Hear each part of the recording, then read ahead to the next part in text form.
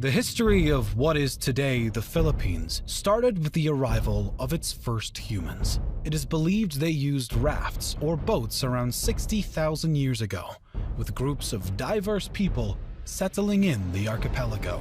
Some of these groups started to develop and expand into bigger settlements, and in the next thousands of years, they evolved into what some scholars believe to be considered early states. Austronesians and afterwards speakers of the Malayo-Polynesian languages began to arrive in successive waves beginning about 4000 BC. According to the existing evidence, a jade culture existed on these lands, starting with the Neolithic era. By 1000 BC, it is believed that the inhabitants of the archipelago had developed into 4 distinct kinds of people: tribal groups, warrior societies, the petty plutocracy, and the harbor civilizations. Also important to note is the fact that the metallurgy reached the archipelago due to trade with India. Around 300 to 700 AD, the seafaring people of the islands began to trade with the Indianized kingdoms in the Malay archipelago and the nearby East Asian principalities, adopting influences from both Buddhism and Hinduism. Some cultures of present-day Vietnam showed evidence of an extensive trade network. Artifacts and goods were traded, such as glass, agate, or gold. There were also other items present in the region which were most likely imported, including ear ornaments that have been found in archaeological sites in the Philippines, Thailand, and Taiwan. The Indian culture influenced the Southeast Asian region, starting with the 1st century.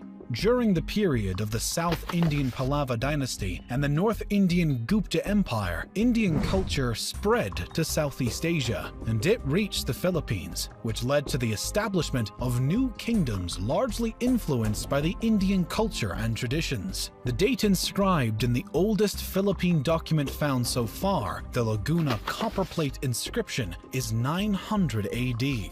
From the details of the document, written in Kawi script, the bearer of a debt, Namwaran, along with his children, is cleared of a debt by the ruler of Tondo. This is the earliest document that shows the use of mathematics in pre-colonial Philippine societies. A standard system of weights and measures is also demonstrated by the use of precise measurement for gold and other items, as well as in astronomy.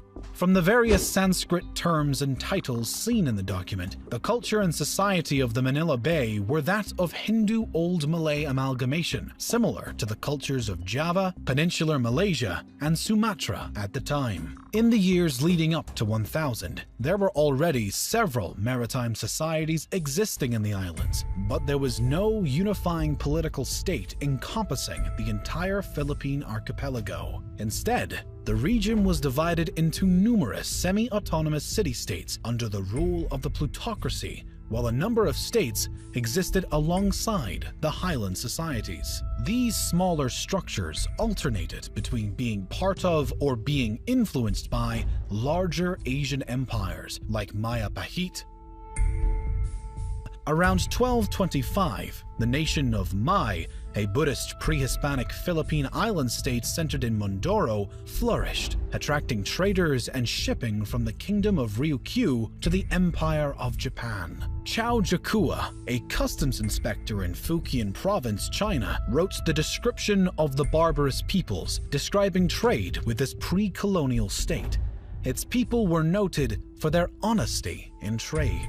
Much of what is now Indonesia was ruled by the Hindu Maya Pahit Empire. During the 1300s, this empire ruled over Luzon Island and the Sulu archipelago. As more and more influence was on these islands, skirmishes and battles also existed. Some local tribes were waging incessant guerrilla warfare against them. Eventually, the kingdoms of Luzon regained independence from Maya Pahit after the Battle of Manila 1365. Sulu also re-established independence, and in vengeance, assaulted the Maya Pahit province of Brunei before a fleet from the capital drove them out. The start of the Islamic era in Indonesia set the collapse of the Maya Pahites as its provinces eventually seceded and became independent sultanates.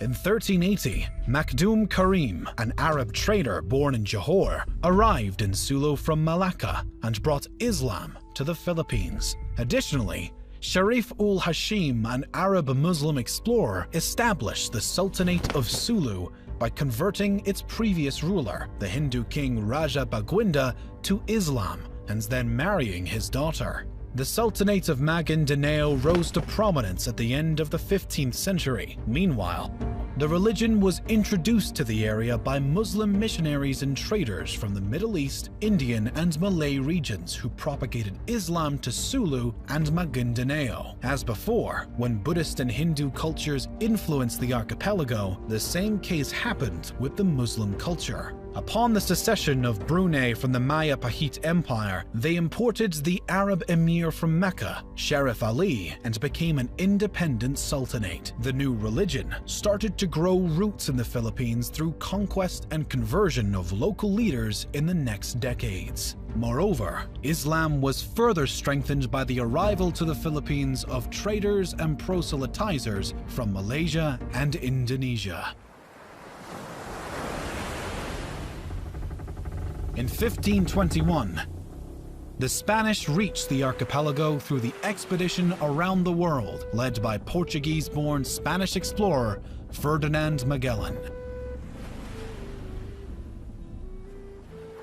Claiming the islands he saw for the Spanish Empire, he established friendly relations with some of the local leaders and converted some of them to Roman Catholicism. Because the Philippines are a large archipelago, the Spaniards started to explore many islands. However, the explorer Ferdinand Magellan was killed during the Battle of Mactan against the local ruler Lapu-Lapu. Over the next several decades, other Spanish expeditions were dispatched to the islands. In 1543, an expedition was led to the islands, naming them Philippines, in honor of Philip of Austria, who became Philip II of Spain on January 16, 1556. The name was then extended to the entire archipelago later on in the Spanish era. European colonization began in earnest when Spanish explorer Miguel López de Legazpi arrived from Mexico in 1565 and formed the first European settlements in Cebu.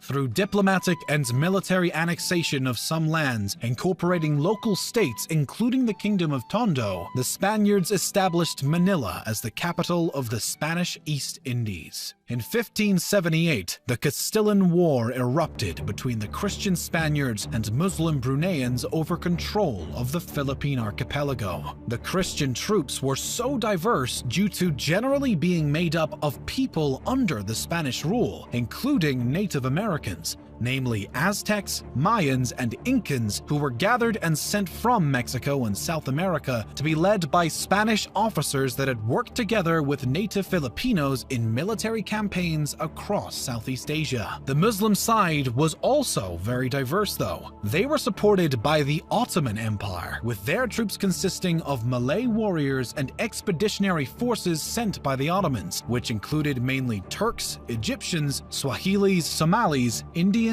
and others. The conflict ended with a status quo antebellum. Just 20 years after the conquest of Luzon, remarkable progress existed in the work of colonization of the islands and the spread of Christianity.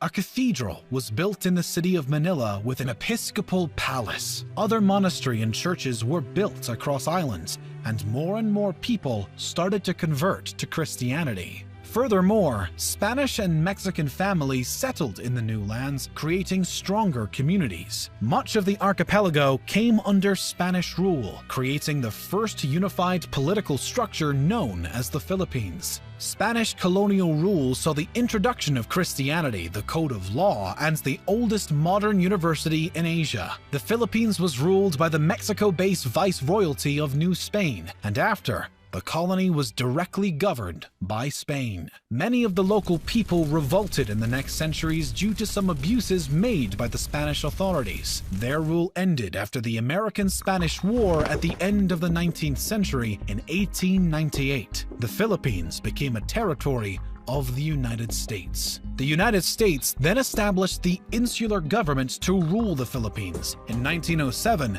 the elected assembly was set up with popular elections.